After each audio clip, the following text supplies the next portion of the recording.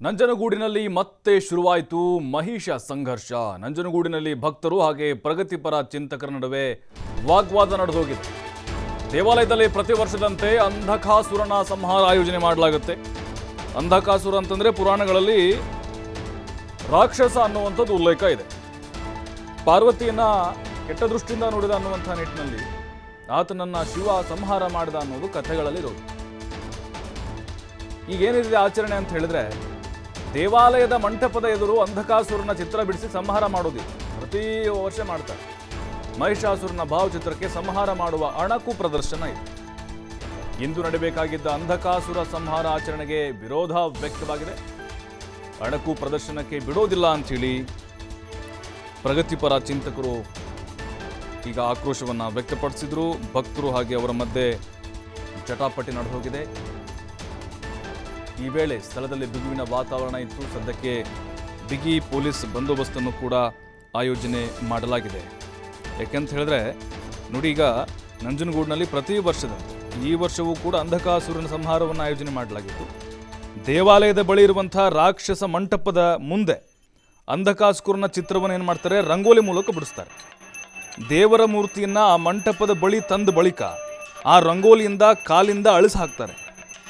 ಅಳಿಸಿ ಹಾಕಿದರೆ ಅಂಧಕಾಸುರನ ಸಂಹಾರ ಮಾಡದಂಗೆ ಅನ್ನೋದು ಅಲ್ಲಿ ನಡೆದುಕೊಂಡು ಬಂದಂಥ ಒಂದು ಆಚರಣೆಗಳು, ಅವರವರ ನಂಬಿಕೆಗಳು. ಆದರೆ ಈಗ ಭಾರಿ ವಿರೋಧ ವ್ಯಕ್ತವಾಗ್ತಾ ಇದೆ.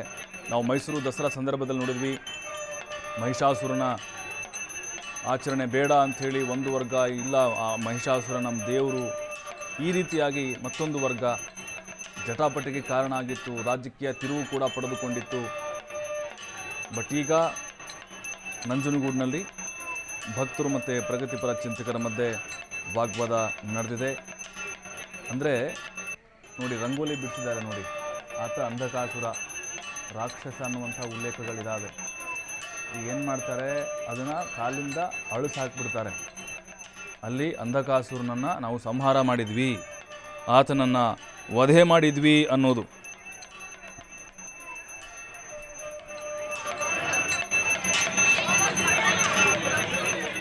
ಮತ್ತಷ್ಟು ಮಾಹಿತಿ ಪುನೀತ್ ನೀಡ್ತಾರೆ. ಪುನೀತ್, ಮೈಸೂರಿನಲ್ಲಿ ಮತ್ತೆ ಈಗ ಮಹಿಷ ಸಂಘರ್ಷ ಶುರುವಾಗಿದೆ. ಈಗ ಅಂಧಕಾಸುರನ ಸಂಹಾರ ಈ ಒಂದು ಆಚರಣೆಗೆ ಸಂಬಂಧಪಟ್ಟಂತೆ ಯಾವ ರೀತಿ ವಿರೋಧ ವ್ಯಕ್ತವಾಯಿತು, ಮತ್ತೀಗ ಇದ್ರ ಬಗ್ಗೆನೂ ಕೂಡ ಇದು ಮುಂದೆ ಚರ್ಚೆ ಅಥವಾ ರಾಜಕೀಯ ಜಟಾಪಟಿಗೆ ಕಾರಣ ಕೂಡ ಆಗ್ಬೋದಾ ಅಂತ?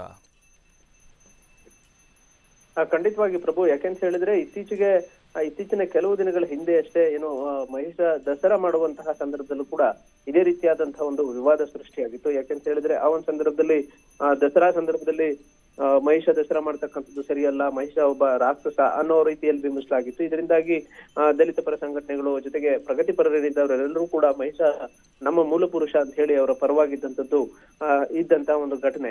ಇದೀಗ ನಂಜನಗೂಡಿನಲ್ಲೂ ಕೂಡ ಅಂಧಕಾಸುರ ಸಂಹಾರ ಅಂತಕ್ಕಂಥ ಒಂದು ಆಚರಣೆ ಇರ್ತಕ್ಕಂಥದ್ದು. ಅಂದ್ರೆ ಮುಖ್ಯವಾಗಿ ಬಹಳಷ್ಟು ವರ್ಷಗಳಿಂದಲೂ ಕೂಡ ಈ ಅಂಧಕಾಸುರ ಸಂಹಾರ ಅನ್ನೋ ಒಂದು ಕಾರ್ಯಕ್ರಮವನ್ನು ಆಯೋಜನೆ ಮಾಡಲಾಗುತ್ತೆ.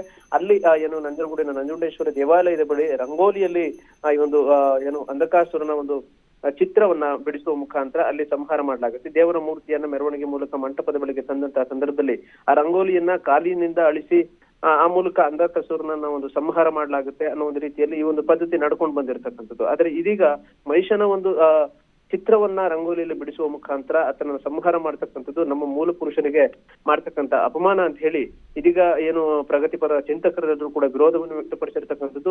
ನಂಜನಗೂಡಿನಲ್ಲಿ ನೆರೆ ಸಂಜೆ ನಡೆದಂತಹ ಒಂದು ಘಟನೆಯಲ್ಲಿ ಏನು ಜೊತೆಗೆ ನಂಜನಗೂಡಿನ ಭಕ್ತರಿರಬಹುದು, ಜೊತೆಗೆ ಅಲ್ಲಿ ಪ್ರಗತಿಪರ ಸಂಘಟನೆಗಳಿರಬಹುದು, ಜೊತೆಗೆ ಪ್ರಗತಿಪರ ಚಿಂತಕರು ಒಂದು ಮಾತಿನ ವಿವಾದವಾದಂಥದ್ದು. ಯಾಕೆಂತ ಹೇಳಿದ್ರೆ ಅಲ್ಲಿ ರಂಗೋಲಿಯಲ್ಲಿ ಬಿಡಿಸಿದಂತಹ ಒಂದು ಮಹಿಷಾಸುರನ ಒಂದು ಭಾವಚಿತ್ರ ಏನಿದೆ, ಇದನ್ನ ಅಣುಕು ಪ್ರದರ್ಶನ ಮಾಡುವ ಮುಖಾಂತರ ನಮ್ಮ ಮೂಲ ಪುರುಷನಿಗೆ ಅಪಮಾನ ಮಾಡ್ತಕ್ಕಂಥ ಒಂದು ಕೆಲಸವನ್ನ ಮಾಡಲಾಗಿದೆ. ಹೀಗಾಗಿ ಇದನ್ನ ನಾವು ಆಚರಣೆ ಮಾಡ್ಲಿಕ್ಕೆ ಬಿಡೋದಿಲ್ಲ ಅಂತ ಹೇಳಿ ಅಲ್ಲಿ ಪುಟ್ಟನ್ನ ಹಿಡಿದಂಥದ್ದು. ಈ ಒಂದು ಸಂದರ್ಭದಲ್ಲಿ ನಾವು ಪ್ರತಿ ವರ್ಷವೂ ಕೂಡ ಈ ತರದ ಆಚರಣೆಯನ್ನು ಮಾಡಿಕೊಂಡು ಬಂದಿದ್ದೇವೆ. ಹೀಗಾಗಿ ಇದನ್ನ ನಿಲ್ಲಿಸ್ಲಿಕ್ಕೆ ಸಾಧ್ಯ ಇಲ್ಲ ಅಂತ ಹೇಳಿ ಒಂದು ಕಡೆ ಭಕ್ತರು ಕೂಡ ಅಲ್ಲಿ ಏನು ಮಾತಿನ ಚಕಮಕಿಗಿಳಿದ್ದಾರೆ. ಈ ಒಂದು ಸಂದರ್ಭದಲ್ಲಿ ಹೆಚ್ಚಿನದಾಗಿ ಅಲ್ಲಿ ಒಂದು ಬಿಗುವಿನ ವಾತಾವರಣ ನಿರ್ಮಾಣವಾದ ತಕ್ಷಣವೇ ನಂಜನಗೂಡಿನಲ್ಲಿ ಹೆಚ್ಚಿನದಾಗಿ ಪೊಲೀಸರನ್ನು ನಿಯೋಜನೆ ಮಾಡತಕ್ಕಂಥ ಒಂದು ಕೆಲಸವನ್ನು ಮಾಡಲಾಗುತ್ತೆ. ತದನಂತರ ಪರಿಸ್ಥಿತಿಯನ್ನ ತಿಳಿಗೊಳಿಸುವಂತಹ ಒಂದು ಕೆಲಸ ಆಗುತ್ತೆ. ಯಾಕೆಂತ ಹೇಳಿದ್ರೆ ನಂಜನಗೂಡಿನ ದೇವಾಲಯದ ಬಳಿ ಪ್ರತಿ ವರ್ಷವೂ ಕೂಡ ಈ ತರದೇನು ಆಚರಣೆ ನಡೀತಾ ಇದೆ.